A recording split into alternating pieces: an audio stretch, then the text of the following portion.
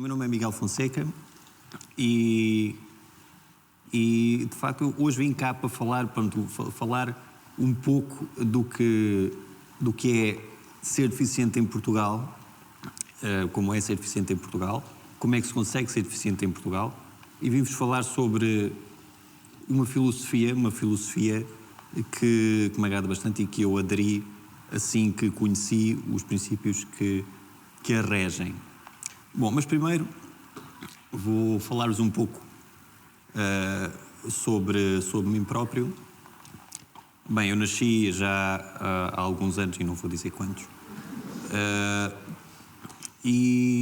portanto, cedo os meus pais descobriram, portanto, souberam da minha condição deficiente, portanto, e pôs-se o problema de como eu fazer, como é que eu iria, portanto, fazer a minha educação.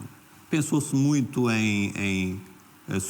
os terapeutas sugeriram aos meus pais que fizesse a educação numa instituição, numa escola especial, com outras pessoas em condições similares à minha. Mas os meus pais acharam por bem não me isolar, entre aspas, do resto do mundo, e assim fui para a escola normal, a chamada escola normal. Bem, normal é uma palavra muito normativa, mas lá vamos a essa questão. Bem, fui eu para a escola e tomei contacto com os outros colegas, e os outros colegas tomaram contacto comigo. Ora, isto aconteceu tudo, a meu ver, e sobre a minha perspectiva, e sobre a perspectiva de crianças de 6, 7, 8 anos, de uma forma bastante normal. A minha condição nunca foi propriamente um problema, um estigma, mas foi encarada como uma peculiaridade, uma especificidade em relação à minha pessoa. E nunca, nessa altura, nunca fui discriminado ou tido como encarado como tendo alguma coisa que me diminuísse face aos meus colegas. E realmente a atitude das crianças face a estas coisas é muito natural e é muito interessante. Eu inclusive, eu posso contar-vos esta história. Uma vez uma criança de 4 anos olhou para mim, perguntou o meu nome, eu disse-lhe, e ela ficou intrigada a olhar para mim e pensou simplesmente, e perguntou-me: mas porquê é que não te levantas? Porquê é que não te levantas? E eu expliquei-lhe porque é que não podia levantar, e ela, pura e simplesmente, nunca mais falou no assunto. Encarou isto como uma característica da pessoa e não como uma qualquer inferioridade na pessoa. Bem, de facto, fiz a escola portanto, numa escola usual, no Barreiro. Fiz o liceu, também perto da minha casa.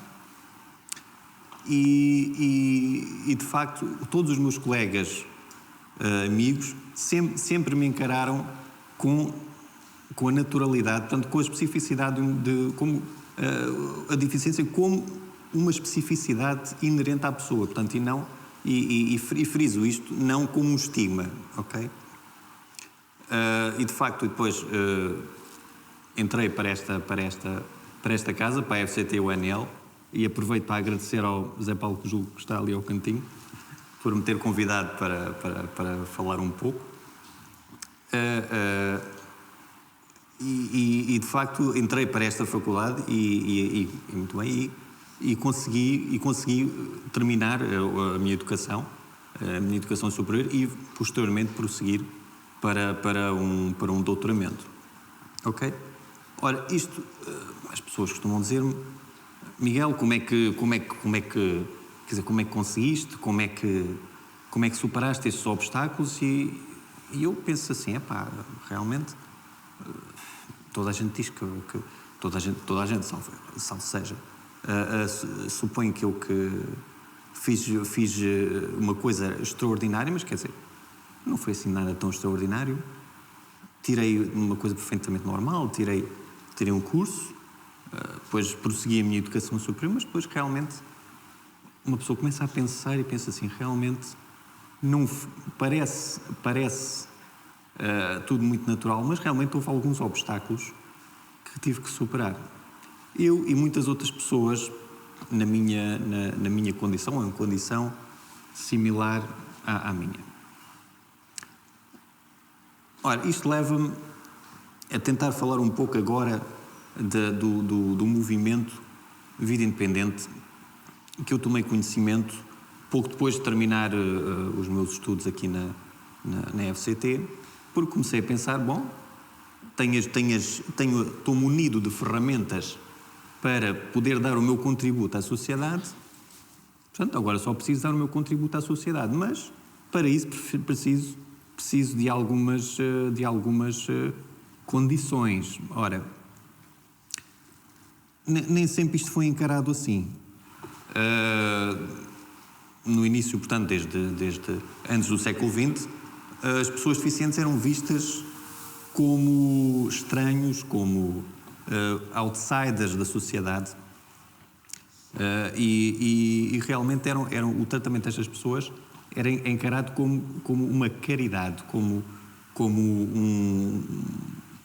uma bondade das ditas pessoas normais para com estas pessoas que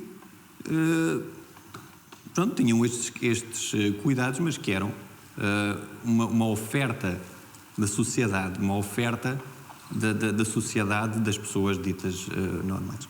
Isto perdurou até mais ou menos ao século XX. No século XX começou-se a encarar a deficiência como um problema médico, principalmente um problema médico. Portanto, as pessoas deficientes eram pessoas doentes que, caso não pudessem ser curadas, não é? Teriam de ser então tratadas geralmente em instituições. Portanto, basicamente eram postas dentro de hospitais ou em aulas especiais onde eram cuidadas. Ora, em meados do século XX houve pessoas que começaram a discordar um bocado desta visão da deficiência. Posso falar de um senhor chamado Ed Roberts, que nasceu em 1952, se não a memória não me falha. Bem, nasceu em 1952 e teve poliomielite 2 anos antes da vacina que erradicou a doença dos Estados Unidos ter sido implementada. Ora, o Ed Roberts precisava de um pulmão de aço bastante pesado e também teve bastantes dificuldades ao longo da sua vida pedagógica, portanto, durante a sua formação e educação. Posso-vos dizer que no liceu não o deixavam concluir o liceu, não lhe queriam dar o diploma, porque ele não conseguiu fazer educação física e tirar a carta de condução.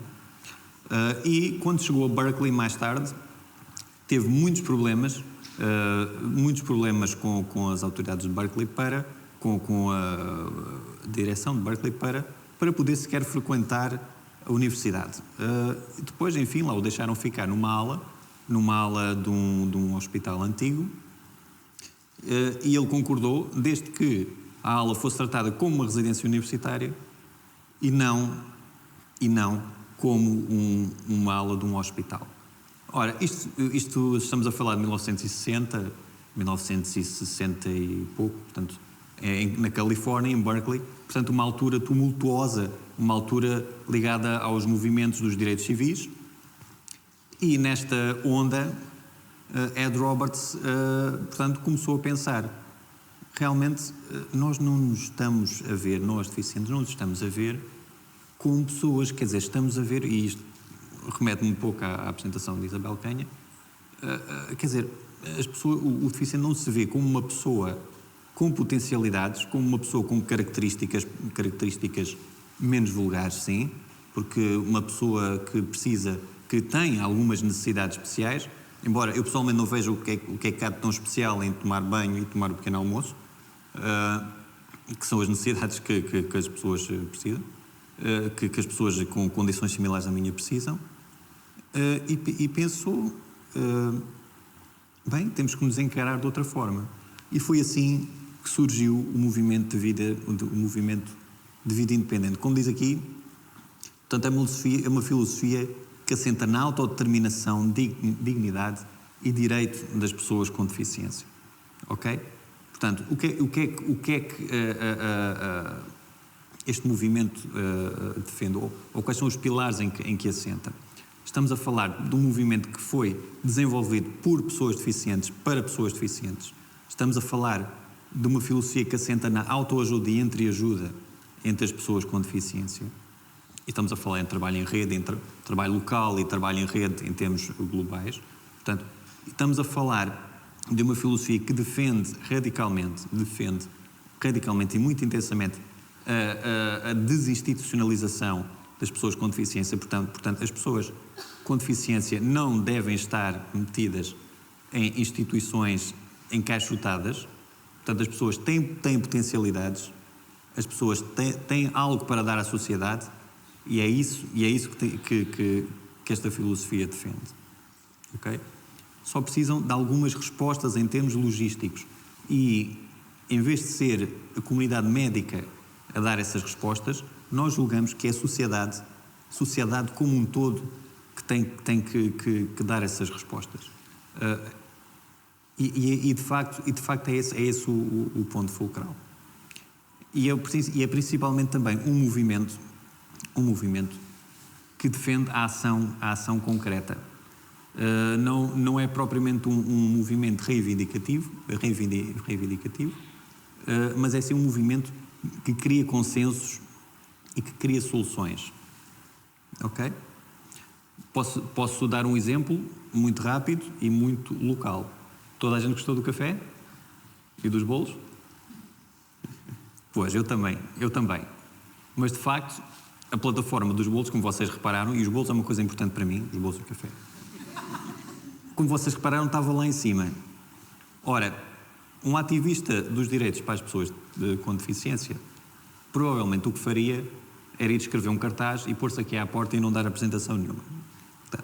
Mas não é essa a nossa filosofia, não é esse o propósito, ok?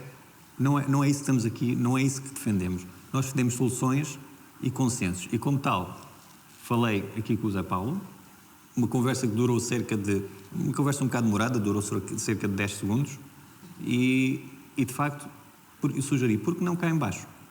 Está um belo dia de sol, e se pusermos as plataformas com os bolinhos e o café é importante, cá em baixo, toda a gente tem acesso aos bolinhos e ao café, ok? E portanto, hoje tiveram aqui o privilégio de ver o movimento de vida independente em ação, ok? Já agora, para vos falar da entidade à qual eu pertenço e que tenta instituir esta filosofia em Portugal, portanto, é o IPCVI, o Instituto Português para a Cidadania e Vida Independente. Convido-vos vivamente a consultarem o nosso site. É um movimento que eu próprio e mais alguns amigos também na mesma condição que eu, ou similar, criámos para tentar criar uma consciencialização acerca deste movimento e desta filosofia em Portugal. Ora, esta filosofia já está implementada em alguns países da Europa. Portanto, estamos a falar de serviços de assistência pessoal e de centros de vida independente. Não é? Isto são estruturas que já existem, como eu disse, em alguns países da Europa. Estamos a falar de Suécia, estamos a falar da Inglaterra. Eu já sei o que é que vão dizer, são países cheios de dinheiro, ok? Mas não é só em países com dinheiro que isto funciona. Isto funciona em Espanha, já aqui ao lado, e aqui em Espanha também sabemos que a crise tem atingido fortemente este país. Está bom? Tentamos desenvolver atividades de criação de sinergias e de consensos entre várias organizações, incluindo organizações estatais e o governo. Posso dizer-vos que já tivemos algum sucesso na modificação de alguma legislação que nos parecia que estava incompleta ou com algumas falhas, e conseguimos realmente fazer isso. E somos também membros da ENIL, que é a European Network of Independent Living, também funciona na internet, também tem um site. E, de facto, também tomamos contacto com alguns, neste caso, membros do Parlamento Europeu, e tomamos contacto também, e pertencemos, realmente aderimos a esta rede, que tenta defender esta mesma filosofia e princípios em toda a Europa e em alguns outros países também fora da Europa. Ora, esta filosofia só funciona com a participação das pessoas. Todos vós, todos nós, todos vós. E neste caso, nós, o IPCVI em particular, queremos e agradecemos toda a ajuda possível, mas quando eu digo ajuda, eu não estou a falar de dinheiro ou sequer de ajuda braçal, ou seja, o que for. O que eu vos peço aqui, a única coisa que eu vos peço aqui é que, se realmente acham ou acreditam que esta filosofia deve ser implementada na nossa sociedade e as pessoas com deficiência devem ser enquadradas nesta filosofia, então só vos peço uma coisa, é que leiam a nossa petição e que a assinem. Porque esta é uma ferramenta que nos permitirá ir para a frente e mostrar que a sociedade portuguesa quer e está pronta para receber esta filosofia, que está pronta para tratar com dignidade as pessoas com deficiência. Okay? Portanto, só assim, com a ajuda de todos e com a resposta de toda a sociedade, poderemos criar uma sociedade inclusiva e que trate toda a gente com dignidade e que permita a todo o ser humano atingir o seu potencial e dar o seu contributo à sociedade. Muito obrigado.